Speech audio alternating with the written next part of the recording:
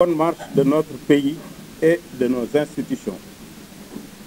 La lecture qu'il convient d'avoir de ces résultats est qu'aucune majorité claire ne se dégage. Il s'agit là d'une situation inédite qui appelle de la part des acteurs politiques que nous sommes une attitude responsable. Il nous faut en effet éviter que ce scénario que personne n'avait prévu ne débouche sur un blocage dans le fonctionnement de nos institutions. Vu la nature présidentielle de notre système politique, une Assemblée nationale placée sous le contrôle de l'opposition débouchera forcément sur une crise institutionnelle grosse de tous les dangers. Faute de pouvoir s'appuyer sur une Assemblée dont la configuration n'entravera en rien son action, serait amené à gouverner par ordonnance. Préjudiciable à notre système démocratique. Le cas échéant, qu'on le veuille ou non, l'Assemblée nationale se transformera non pas en contre-pouvoir, mais plutôt en un goulot d'étranglement à l'action du président de la République et de son gouvernement.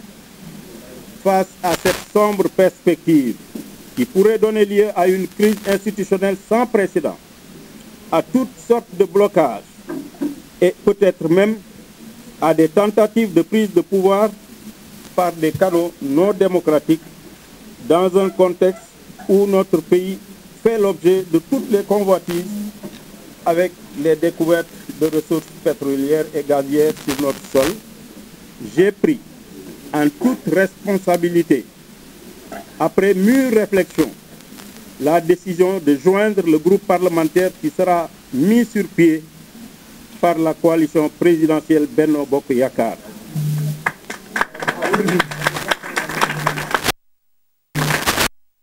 Cette décision que j'ai sans discussion aucune avec la coalition au pouvoir et donc sans condition. Sans condition et simplement motivée par le souci d'éviter à notre pays la situation que je viens de décrire. Je pense qu'il était donc de mon devoir de notre État ainsi qu'au fonctionnement correct de nos institutions de prendre, après en avoir discuté avec mon parti et toutes les composantes de la coalition Bokk Gis Gis Liggéey qui l'ont approuvé. J'ai tenu à en informer solennellement les Sénégalais à travers une déclaration et les invite à avoir une lecture lucide de la situation sans précédent afin qu'elle ne débouche pas sur une crise institutionnelle que nous pourrions tous regretter. Mesdames et messieurs, c'est là la déclaration que je viens de vous lire et la décision que j'ai prise personnellement. Sans aucune influence, sans aucune pression. Une semaine, sans téléphone, sans contact extérieur, pour réfléchir. Et après mûre réflexion à notre pays, qui se trouve dans un environnement sous-régional caractérisé par des coups d'État, pris donc personnellement toute responsabilité, comme je viens de la déclaration que je viens de vous faire.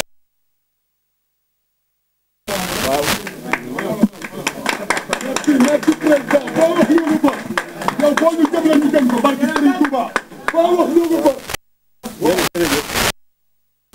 maa ngi nuyu waa Sénégal yëpp di wax ni dañu jóge ci ay élection mu nekk une situation boo xam ni musul am ci réew mi waaye ñu war ci kañ le peuple sénégalais parce que en définitive le pouvoir appartient au peuple moo koy jox fu mu ko bëgg a jox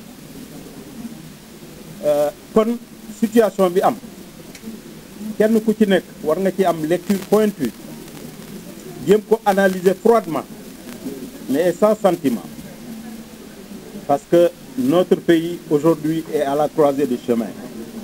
Nous devons, nous, classe politique, prendre war nañu jël suñu responsabilité man nag bu fi tolloo damay jël sama responsabilité ndaxte ñu bari ñi ngi naan cohabitation. Il faut bien réfléchir. Sénégal fi mu toll xam ngeen ni cohabitation mënu fi am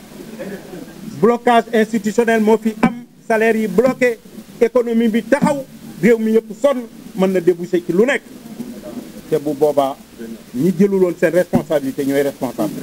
man nag damay jël sama responsabilité maa ngi ñi ma àndal ñëpp parce que lii may wax ñoom waxtaan naa ceeg ñoom consulté naa ay responsable du parti mais jotewuma dara ak pouvoir xamuñu ni ñoom itam li ngeen yëg la ñu yëg tey waxtaanaguma ceeg ñoom mais sama voix assemblée dinaa jàppale ñee pour mu bañ a am blocage au Sénégal dinaa ko def xooluma ci dara sama réew laay xool ragaluma ci dara ragaluma ci dara quelques personnes yi nekk derrière des claviers là pour insulter les gens ragaluma ko man réew mi laa moo ma ñor ëllëgu réew mi moo tax ma jël décision bi te nag bu jafe woon ba jafe ñooñu duñu jël responsabilité yooyu fi ñu toll nii ñu bari ñi ngi xalaat ëllëg assemblée bloquée kenn du mën a élire président kenn du mën a def dara mais bu boobaa président de la république mooy jël ordonnance il gouverne par ordonnance te loolu c'est un recul démocratique l'assemblée doit jouer le contre-pouvoir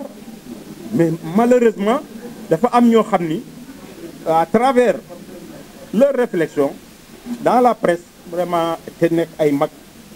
te réew nag bu tollee foofu mag ñi dañu war a ñëw nag wax ak xale yi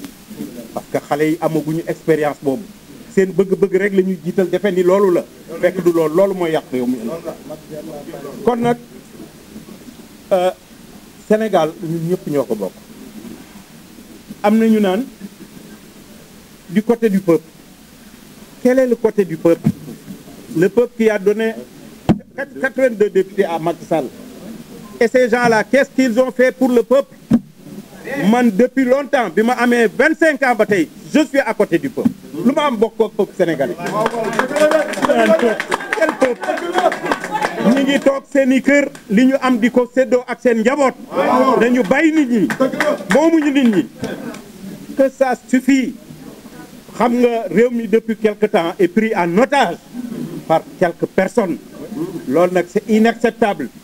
ces personnes-là qui ont trompé une partie de la jeunesse sénégalaise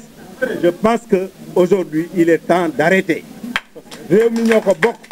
parce que ñooñu même bu leen yàlla joxoon réew mi ci yenn conditions yi ils auraient des difficultés pour gouverner réew boo ko bëggee bëgg ko jiite da nga koy bëggal jàmm boo nekkee président am jàmm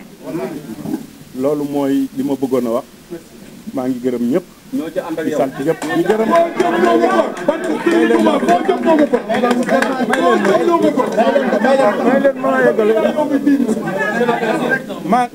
maa ngi